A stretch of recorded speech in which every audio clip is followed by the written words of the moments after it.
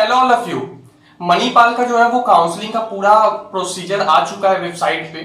उसी के बारे में मैं इस वीडियो में आप लोग को बताऊंगा। जो भी प्रोसीजर है उसके बारे में कंप्लीट इंफॉर्मेशन आपको इस वीडियो में मिल जाएगी। कैसे कैसे क्या होगा, क्या विड्रॉल पॉलिसी है, क्या सीट अलॉटमेंट पॉलिसी है, और फिर मैं ये भी बताऊंगा कि किस रैंक के स्टूडेंट्स को कौन सी ब्रांच फिलअप करनी चाहिए जो उनको मिलने की प्रोबेबिलिटी ज्यादा है। लेकिन ये बात, कुछ इंपॉर्टेंट बात मैं पहले बता देता हूं। पहली तो ये जो ब्रांच की अलॉटमेंट मैं आप लोग को बता रहा हूं, ये प्रीवियस ईयर कट ऑफ के हिसाब से है कि प्रीवियस ईयर कहां तक क्लोजिंग रैंक गई थी, उस हिसाब से मैं ब्रांच की प्रेफरेंस आप लोग को बता रहा हूं। दूसरी बात ये कि ये जो ब्रांच की प्रेफरेंस है वो मेरे अकॉर्डिंग है। आप इसमें कुछ ऐड और सब्ट्रैक्ट भी कर सकते हैं अकॉर्डिंग टू योर चॉइस। कईयों को होता है कि नहीं भैया मुझे कोर ब्रांच में ज्यादा इंटरेस्ट है, या मुझे मणिपाल कैंपस ही चाहिए, मुझे जयपुर कैंपस चाहिए ही नहीं, या कईयों को है कि भाई मैं किसी भी कैंपस में जा सकता हूं लेकिन सीएससी ही चाहिए। तो ये सारे डिपेंड करते हैं आपके चॉइस के ऊपर, मेरे चॉइस के ऊपर ये सब डिपेंड नहीं करते। मैं तो एक अप्रोक्स आप लोग को ब्रांचेस बता दूंगा आपके रैंक के हिसाब से कि आप ये सब अब चॉइसेस में फिल करोगे तो आप लोग को बेनिफिट होगा। तो उसी सिलसिले में अभी मैं पूरा वीडियो बना रहा हूं, तो शुरुआत करता हूं। लेकिन उससे पहले दोस्तों एक हेल्प करो यार, चैनल को सब्सक्राइब करो और वीडियो को लाइक करो। जितने भी दोस्त आपके मणिपाल दे रहे हैं और भी किसी कॉलेज का फॉर्म फिलअप किए, तो वहां तक मेरे वीडियो को पहुंचाओ और चैनल को बोलो सब्सक्राइब करें। उससे क्या होगा कि मुझे बेनिफिट होगा, क्योंकि टाइम लगता है वीडियो तैयार करने में, मेहनत लगती है इसमें। ठीक है, तो शुरू करता हूं। देखो सबसे पहले इन्होंने दे रखा है कि मतलब 6 राउंड की काउंसलिंग चलेगी। खास बात यह है कि हर राउंड में एक न्यू रजिस्ट्रेशन होगा और न्यू चॉइस फिलिंग होगी। ये मुझे बहुत ही अच्छी बात लगी कि fresh choice filling in every round. ज्यादातर कॉलेज में क्या होता था कि एक बार ही चॉइस फिलिंग लेते थे, लेकिन इसमें हर राउंड में आपका नया रजिस्ट्रेशन होगा और नया आपको चॉइस फिलिंग करने का मौका दिया जाएगा। उसके बाद 6 राउंड तक, तो उसके बाद 7th राउंड उनके लिए जिन्हें अगर 1 से 6 राउंड में सीट मिल गई है और वो अपग्रेडेशन चाहते हैं, तो वो लोग देखेंगे कॉलेज में किस ब्रांच में कितनी सीटें खाली है। उस हिसाब से जो बच्चे एडमिशन ले चुके हैं उन्हें वो लोग ऑप्शन देंगे कि क्या आप ये ब्रांच में जाना चाहते हैं, नहीं जाना चाहते, कोई जबरदस्ती नहीं है। अगर आपको इंटरेस्ट है तो आप उसमें जा सकते हैं। उसके बाद 8th राउंड स्पोर्ट राउंड होता है, जब कॉलेज में सारे बच्चे संतुष्ट हो जाते हैं अपने ब्रांचेस से, और उसके बाद भी कुछ ब्रांचेस जब अवेलेबल रहते हैं, उसके बाद स्पॉट राउंड होता है फॉर आउटसाइडर्स, मतलब जिन्होंने एडमिशन नहीं लिया। तो प्रोसीजर ये है कि सबसे पहले तो आपको रजिस्ट्रेशन करना है, 10,000 रुपए आपको पे करने पड़ेंगे। लेकिन अच्छा आगे बताता हूं। उसके बाद आपको चॉइस फिलिंग करनी है, मतलब 34 चॉइस तक आप फिल कर सकते हो। अभी मैं बताऊंगा कि आप लोग को किस रैंक के हिसाब से क्या फिलअप करना चाहिए। उसके बाद फिलअप करके अगर आप अपडेट का बटन क्लिक कर दोगे तो यानी आपके चॉइसेस लॉक्ड हो जाएंगे। उसके बाद सीट अलॉटमेंट होगी आप लोगों की। उसके बाद आपको फी पेमेंट करना होगा। फर्स्ट इंस्टॉलमेंट 1,65,000, उसके बाद सेकेंड इंस्टॉलमेंट जो कि 1,60,000 का है। तो इसलिए सोच समझ के काउंसलिंग में पार्टिसिपेट करें, क्योंकि अगर आपको सीट अलॉट हो गई तो फिर आपको पे करना ही होगा, अदरवाइज आप काउंसलिंग से बाहर हो जाओगे।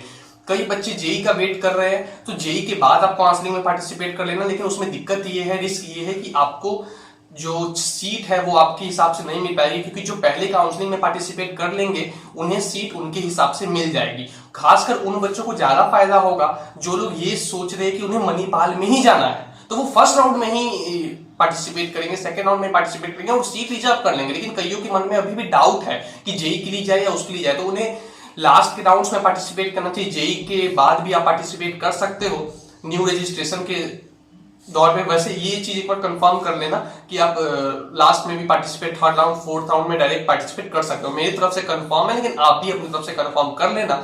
लेकिन उसमें दिक्कत ये हो जाएगी कि आप लोग को अपने हिसाब से फिर नहीं मिल पाएगा, क्योंकि सीट ही फुल हो जाएगी, तो फिर आप लोग को थोड़ा ब्रांच से कंप्रोमाइज करना पड़ सकता है। उसके बाद आप लोग को वेट लिस्ट होगा। वेट लिस्ट क्या है? वेट लिस्ट वो है जिनको ब्रांच अलॉट हो गई है, उनका अपग्रेडेशन होगा। जिनको ब्रांच अलॉट नहीं हुई है और तो उन्हें वेट करना है आगे के राउंड्स के लिए। अगर वो चाहे कि नहीं मुझे नहीं हो रही है, वो अपना रिफंड भी ले सकते हैं। अगर उन्हें ब्रांच नहीं अलॉट हुई और वो चाहे कि नहीं मैं रिफंड लेना चाहता हूं, तो उनको पूरे के पूरे पैसे 10,000 रिफंड हो जाएंगे। लेकिन अगर आपने 10,000 रुपए पे कर दिए, आपको ब्रांच भी अलॉट हो गया, उसके बाद अगर आप नहीं ले रहे हो तो आपको जो है वो 10,000 रुपए नहीं लौटाए जाएंगे। इस बात का ध्यान रखें कि अगर आपको सीट अलॉट हो जा रही है तो आपको फीस पेमेंट करना है, ठीक है ना। अगर आप फीस पेमेंट कर नहीं पाए तो फिर रिफंड पॉलिसी भी है। रिफंड पॉलिसी में ये है कि अगर आप मतलब इसमें लिखा हुआ है कि अगर आप पार्टिकुलर 29 सितंबर से पहले रिफंड आप करवा लोगे तो आपको 5,000 काट के सारे पैसे लौटा देंगे। 14 अक्टूबर से पहले रिफंड करवाओगे तो 32,500 रुपए काटेंगे और बाकी लौटा देंगे। अगर आप 29 अक्टूबर से पहले रिफंड कराओगे तो 65,000 काटेंगे, बाकी वो लोग लौटा देंगे। उसके बाद अगर 13 नवंबर तक रिफंड कराओगे तो वो आधे पैसे आपके काट लेंगे और फिर बाकी आपको लौटा देंगे। तो ये तो थी रिफंड पॉलिसी। तो इस बात का बिल्कुल ख्याल रखें कि अगर आप काउंसलिंग में पार्टिसिपेट कर रहे हो तो एक तो पैसे आपके पास अवेलेबल होने चाहिए, क्योंकि आपको अगर कुछ सीट अलॉट हो गई तो आपको पे करना होगा पैसे, नहीं तो फिर आप काउंसलिंग से बाहर हो जाओगे। उसके बाद लॉग इन करने के लिए वही आपका एप्लीकेशन नंबर आपको डालना है एज ए यूजर आईडी और ओटीपीएस एज ए पासवर्ड, ठीक है ना। उसके बाद 10,000 पे मैंने बता दिया। उसके बाद ओपीटी आउट क्या है? Opt out. ऑप्ट आउट का मतलब ये है कि अगर आपको सीट नहीं मिला किसी भी राउंड में तो आपको वो 10,000 रुपए लौटा दिए जाएंगे, ठीक है ना। किसी भी राउंड में अगर नहीं मिला तो अगर आपको सीट मिल गया और आपको वही चाहिए कि मैं कंफर्म हूं, मुझे आगे के राउंड में पार्टिसिपेट नहीं करना है, मुझे सीएससी मिल गई या मुझे मैकेनिकल मिल गई, तो आप ऑप्ट आउट का बटन क्लिक कर सकते हो। तो वो श्योर हो गया, वो कंफर्म हो गया, अब आपका अपग्रेडेशन नहीं होगा, अब आपको उस ब्रांच के साथ ही रुक जाना। तो आप ऑप्ट आउट का बटन क्लिक कर सकते हो। तो ये तो थी भाई कुछ बेसिक चीजें जो मुझे लगा आप लोग को बतानी चाहिए। और वैसे कंप्लीट इंफॉर्मेशन इनका पीडीएफ है, वो आप उसको रीड कर लोगे तो आपको बढ़िया से पूरी कंप्लीट इंफॉर्मेशन मिल जाएगी। आप उसको एक बार रीड कर लोगे तो ज्यादा अच्छा रहेगा। वैसे तो मैंने इंपॉर्टेंट पॉइंट्स आप लोगों को बता ही दिए हैं। तो अब आता है सबसे बड़ा सवाल कि भैया चॉइस फिलिंग क्या करनी चाहिए, हमारी ये पार्टिकुलर रैंक है तो हमारे लिए क्या बेस्ट रहेगा जो हम लोग को अलॉट हो जाए। तो मैंने जैसे वीडियो की शुरुआत में ही बता दिया है आप लोगों को कि ये मेरे अकॉर्डिंग है, इसमें आप कुछ ऐड और कुछ सब्ट्रैक्ट कर सकते हो, ठीक है।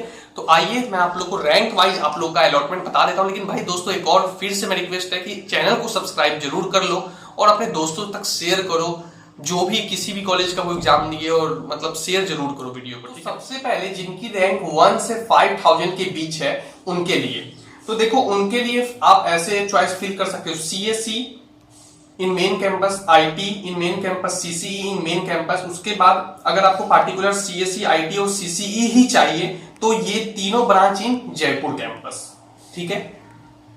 मतलब वही तीनों ब्रांच इन, पहले तो मणिपाल कैंपस, फिर वही तीनों ब्रांच इन जयपुर कैंपस जिनकी 5,000 के अंदर रैंक आई है और वो सीएससी रिलेटेड ही ब्रांच चाहते हैं। तो देखो जो 1 से 5,000 तक के बच्चे फिलअप करेंगे, वो जो मैं अभी बताऊंगा 5 से 10,000, 10 से 15,000, तो वो सब तो वो फिल कर ही सकते हैं, ठीक है। मतलब आपकी नीचे वाले कैटेगरी में जितने भी मैं चॉइसेस बता रहा हूं वो आप फिल कर सकते हो। जिनकी ऊपर है, जैसे 5,000 से 10,000 के बीच में मैंने जो बताया, वो उसके नीचे वाले जो 10 से 15, 15 से 20, 20 से 25, वो सारे आप फिल कर सकते हो क्योंकि बहुत चॉइसेस फिल करने के ऑप्शंस है, ठीक है ना। तो अब मैं बताता हूं जिनकी रैंक 5,000 से 10,000 के बीच आई है उनको क्या करना चाहिए कि मेन कैंपस में सीसीई फिलअप कर दो। उसके बाद सीएससी जयपुर, आईटी जयपुर और सीसीई जयपुर। उसके बाद मेन कैंपस में ईसीई और डबल ई, ये सब उन्हें फिल करने चाहिए अकॉर्डिंग टू मी। कुछ ऐड सब्ट्रैक्ट आप कर सकते हो, ऊपर वाले के कुछ ब्रांचेस चाहो तो वो भी आप ऐड कर सकते हो, क्योंकि हर बहुत सारी काउंसलिंग है, 6 राउंड तक काउंसलिंग चली है और सब में फ्रेश आपको चॉइस भरने का ऑप्शन मिलेगा। अब 10,000 से 15,000, जैसे अब मैं बता रहा हूँ 10,000 से 15,000 रैंक है, तो वो जो ऊपर वाले दो का बताया हूँ 10,000 तक के रैंक है, तो वो ये भी भर सकते हैं नीचे में, ठीक है ना। तो इन्हें क्या भरना चाहिए कि भाई अगर कंप्यूटर साइंस, आईटी और इसमें ज्यादा इंटरेस्ट है तो CSC Jaipur, IT Jaipur, CCE Jaipur को ऊपर में डाल दो। उसके बाद ECE main campus, electrical main campus और फिर मेकाट्रॉनिक्स मेन कैंपस और फिर मैकेनिकल मेन कैंपस। उसके बाद जिनकी रैंक 15,000 से 20,000 तक आई है वो अब उनको डिपेंड करता है कि भाई क्या सीएसआईटी में ज्यादा इंटरेस्ट अगर है तो आईटी और सीसी जयपुर वाला ऊपर में डाल दो, और अगर नहीं कि भाई मुझे मेन कैंपस के लिए जाना है तो आप इलेक्ट्रिकल डाल सकते हो, मेकाट्रॉनिक्स डाल सकते हो, मैकेनिकल डाल सकते हो और एरोनॉटिकल डाल सकते हो 15,000 से 20,000 वाले लड़के। अब जिनकी रैंक 20,000 से 25,000 तक आई है उनको भी ये डिपेंड करता है कि क्या आईटी सीसी में ज्यादा इंटरेस्ट है तो आईटी सीसीई जो जयपुर वाला है उसे ऊपर में डाल दो। उसके बाद अगर मेन कैंपस में ज्यादा इंटरेस्ट है तो मैकेनिकल डालो, एरोनॉटिकल डालो, केमिकल डालो और फिर प्रोडक्शन डालो। ये था 20,000 से 25,000। तो 20,000 से 25,000 जो डाल रहे हो और इनके ऊपर में जो रैंक है वो ये सब डाल सकते हैं। तो वो एक पेपर पे नोट डाउन कर लो भैया कि मैं ये ब्रांचेस डाल सकता हूं। आप ऐड भी कर लो, कुछ सब्ट्रैक्ट भी कर लो, वो आपके ऊपर है। आपको किसी पार्टिकुलर ब्रांच में बहुत ज्यादा इंटरेस्ट है वो तो वो आपकी, ये मैं अपने हिसाब से नहीं बता रहा हूँ, ये क्लोजिंग रैंक जो लास्ट ईयर पिछले 5 साल की है उस हिसाब से बता रहा हूँ। अब जिनकी रैंक 25,000 से 30,000 तक है, उन्हें अगर अच्छे ब्रांचेस चाहिए तो वो जयपुर कैंपस में ईसीई और इलेक्ट्रिकल ट्राई कर लो, सबसे ऊपर में डाल दो ईसीई इलेक्ट्रिकल, उसके बाद एरोनॉटिकल डाल दो मेन कैंपस में, केमिकल मेन कैंपस में, प्रोडक्शन मेन कैंपस में, सिविल मेन कैंपस में। उसके बाद अगर कंप्यूटर साइंस और आईटी में ज्यादा इंटरेस्ट है तो वो सिक्किम वाले कैंपस के लिए जा सकते हैं, और सिक्किम कैंपस सब जा सकता है। जो टॉप के रैंकर है उन्हें सीएसआईटी चाहिए, सिक्किम भर लो, कोई दिक्कत नहीं है। जो लो रैंकर है वो तो भरेंगे ही भरेंगे। अब जिनकी रैंक 30,000 से 35,000 तक है वो क्या भरे, तो वो देखो पहले तो इलेक्ट्रिकल जयपुर डाल दो, सिविल डाल दो, सिविल दोनों डाल दो, मेन कैंपस भी जयपुर कैंपस भी। उसके बाद सिक्किम का डाल दो, सारी ब्रांचेस उसमें डाल दो सिक्किम के, सीएसआईटी ऊपर में डाल दो। उसके बाद ऑटोमोबाइल मेन कैंपस में डाल दो, electronics and instrumentation main campus में आप फिल कर सकते हो। सिक्किम के तो भाई सारे ब्रांचेस के अप्रोक्स आप फिल कर सकते हो। अब जिनकी रैंक 35,000 से 40,000 तक आई है वो क्या कर सकते हैं कि भैया मेन कैंपस में वो सिविल, ऑटोमोबाइल और बायोमेडिकल डाल दो। जयपुर कैंपस में ही अगर चाहते हो तो केमिकल, सिविल और मेकाट्रॉनिक्स आप डाल दो। उसके बाद सिक्किम कैंपस के आप सारे ब्रांचेस डाल दो। अगर सीएसआईटी में ज्यादा इंटरेस्ट है तो सिक्किम को ही ऊपर रखना। अगर कैंपस इंपॉर्टेंट है तो फिर जो मैंने पहले बताया है सिविल, ऑटोमोबाइल और बायोमेडिकल मेन कैंपस के लिए। उसके बाद जिनकी रैंक 40,000 के ऊपर आई है वो क्या करो कि सिविल डाल दो जयपुर, मेकाट्रॉनिक्स डाल दो जयपुर। उसके बाद सिक्किम के भी लगभग, सिक्किम के तो सारे ब्रांच वो लोग फिल कर ही दो। उसके बाद केमिकल डाल दो जयपुर।